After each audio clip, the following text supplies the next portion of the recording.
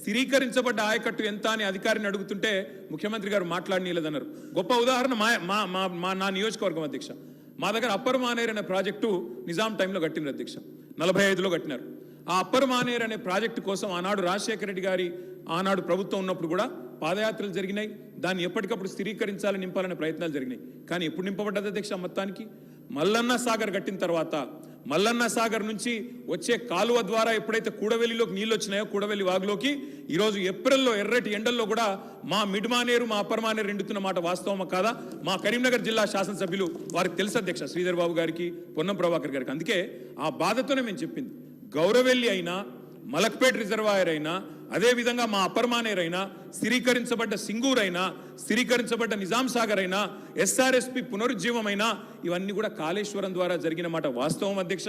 అందుకే గౌరవ మంత్రి గారిని ప్రభాకర్ గారు అంటే నాకు గౌరవం, ఎందుకంటే ఉద్యమ సహచరుడు. ఆనాడు పార్లమెంట్లో వీరోచితంగా పోరాడింది కాబట్టి మా నాయకుడు కేసీఆర్ గారు కూడా కరీంనగర్లో ఇక్కడ అక్కడ కాదు అధ్యక్ష, కరీంనగర్కి వచ్చే బహిరంగ సభలోనే వారిని అభినందించారు. కాబట్టి మాకు అట్లాంటి మంత్రి గారిని అగౌరవపరిచే కుసంస్కారం లేదు. కానీ మంత్రి గారు కూడా వాస్తవాలు చెప్పాలి అధ్యక్ష. గౌరవెల్లి పూర్తయిన మాట వాస్తవం, ఎన్జిటి స్టే ఉన్న మాట వాస్తవం, మలక్పేట పూర్తయిన మాట వాస్తవం, ట్రయల్స్ జరిగిన మాట వాస్తవం. కాళేశ్వరంలో, ఇంత పెద్ద కాళేశ్వరంలో 3 బరాజులు అదేవిధంగా 15 రిజర్వాయర్లు ఉండే కాళేశ్వరంలో ఒక్క బరాజులో 3-4 పిల్లర్లకు ఇబ్బంది జరిగితే దాన్ని రిపేర్ చేయండి. ఇప్పుడే మా గౌరవ పెద్దలు కడియం శ్రీహరి గారు డిమాండ్ చేసినారు, దాన్ని రిపేర్ చేయండి. రైతుల మీద కోపం పెంచుకోకండి. కేసీఆర్ గారి మీద కోపం ఉంటే రాజకీయంగా ప్రయోజనం కావాలనుకుంటే ప్రయత్నం చేయండి, కానీ ఆ ప్రాంత రైతాంగం పట్ల కక్ష కట్టవద్దు. నింపండి, మేడిగడ్డ నింపండి, కాళేశ్వరంలో పంపింగ్ స్టార్ట్ చేయండి. వాళ్ళ 5,000 క్యూసెక్ల నీళ్లు కిందికి పోతున్నాయి. ఇది రాజగోపాల్ రెడ్డి గారు. అధ్యక్ష, ఇప్పుడు నేను ఏమంటున్నా, అంత గొప్ప మనసున్న మనిషి కదా కేటీఆర్ గారు, అంత గొప్ప మనసున్న మనిషి. రాజగోపాల్ రెడ్డి గారు ఒక్క నిమిషం గౌరవ ముఖ్యమంత్రి గారు. స్పీకర్ సార్, గత 3 రోజుల నుంచి లీడర్ ఆఫ్ ది హౌస్ కూర్చోండి ప్లీజ్. శాసనసభలో తమరి అనుమతితో కృష్ణానది జలాల మీద కావచ్చు, గోదావరి నది మీద నిర్మించిన కాళేశ్వరం ప్రాజెక్టుకు సంబంధించి మేడిగడ్డ కావచ్చు, అన్నారం కావచ్చు, సుందిల్ల కావచ్చు, లేకపోతే పంప్ హౌజుల విషయంలో కావచ్చు, చాలా విషయాలలో మనం చర్చించుకుందాం. చూసి వచ్చి ఈ సభలో వాస్తవాల ప్రాతిపదికన చర్చ జరపాలి అని తమరి అనుమతితోటి మనం నిర్ణయం తీసుకున్నాం. వాస్తవంగా ఈ రైతుల పట్ల, తెలంగాణ సమాజం పట్ల గౌరవం ఉంటే ప్రధాన ప్రతిపక్ష పార్టీ ప్రభుత్వ ఆహ్వానాన్ని దృష్టిలో పెట్టుకొని అందరం కలిసి అక్కడికి వెళ్ళి ఆ ప్రాజెక్టులను పరిశీలించి అక్కడ జరిగిన నష్టాన్ని, రైతులకు వచ్చిన కష్టాన్ని అర్థం చేసుకొని ఆ సమస్యకు ఒక పరిష్కారం చూపించే అవకాశం ఉండే.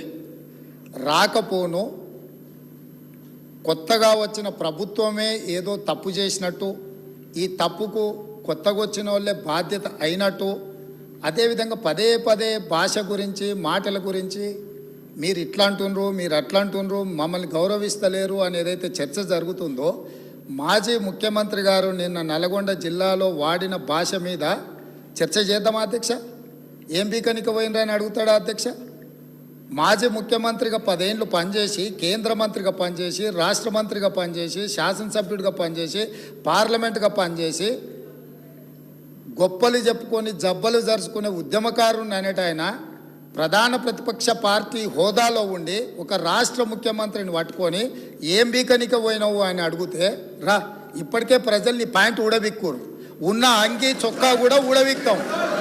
ఇప్పటికే తెలంగాణ ప్రజలు మొన్న జరిగిన ఎన్నికలలో మీ పాయింట్ ఊడవీకిరు. ఇవాళ ఆ పాయింట్ ఊడవీకితే చెప్పుకునే దిక్కులేక బొక్కబోర్లో పడితే బొక్కలు ఇరిగినాయి మీకు. అయినా మీ బుద్ధి మారలేదు. ఒక ముఖ్యమంత్రిని పట్టుకొని ఏం బీకనిక పోయినామని అడుగుతారా అధ్యక్ష? ఇది పద్ధత? ఈ రాష్ట్రం 4 కోట్ల ప్రజలు ఓట్లేసి గెలిపించిన ముఖ్యమంత్రిని పట్టుకొని ఏం బీకనిక పోయినామని అంటారా అధ్యక్ష? ఇదేనా తెలంగాణ సాంప్రదాయము? ఈరోజు నేను మళ్ళీ అడుగుతున్నా అధ్యక్ష, ఈరోజు మేడిగడ్డ మేడి పండులాక కుంగిపోతే మేడిగడ్డల నీళ్లు నింపడానికి అవకాశం ఉందా అధ్యక్ష?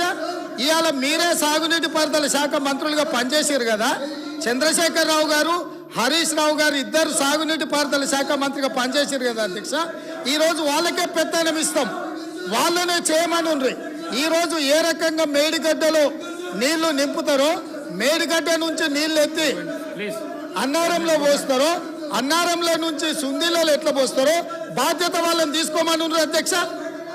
మొత్తం కుంగిపోయి కుప్ప కూలిపోతుంటే ఈ రోజు అక్కడ నీళ్లు నింపడానికి ఏమాత్రం అవకాశం లేక పూర్తిగా ప్రాజెక్టు దెబ్బతిని ఖర్చు పెట్టిన 94,000 కోట్ల రూపాయలు వృధా అయిపోయి ఈ రోజు మొత్తం ప్రాజెక్టే దెబ్బతిన్న పరిస్థితుల్లో ఈ రోజు ప్రజల దగ్గరికి వెళ్ళి సమాధానం చెప్పుకోలేక శాసనసభకు రావాల్సిన